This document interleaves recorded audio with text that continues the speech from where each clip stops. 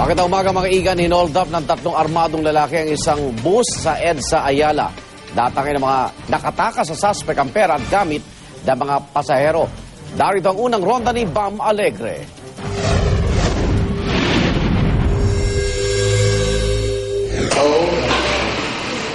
Hindi magkakakilala pero iisa ang naging kapalaran ng mga pasaherong ito matapos hold upin ang sinasakyan nilang bus sa southbound lane ng isang bahagi ng EDSA Ayala sa Makati City.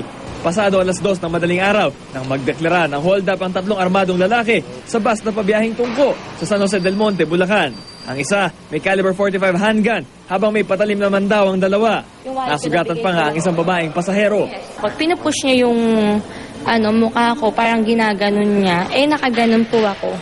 Nalimas ang dalang gamit ng pasaherong ito na pauwi na sana sa kanilang bahay. Cellphone ko, wallet ko, pati yung bag ko. Yung ayokong bigay, makailan niya akong inano ng kutsilyo, nahasalag ko lang. Naging listo naman si Charles kaya naitabi ang mga mahalagang gamit.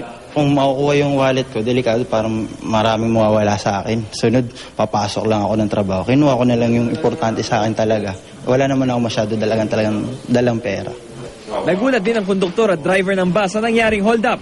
Sa katunayan, nabigyan pa raw ng ticket ang mga suspect at nagbayad pa ng pamasahe. Bigyan niya na po yung baril. Di ako po, tinaas ko na yung kamay ko. Para po hindi ako masaktan. Sabi na, tapos pinagkukuha yung mga bag nila, mga pasero. Dapat bababa na sila. May nakita sila siguro security doon.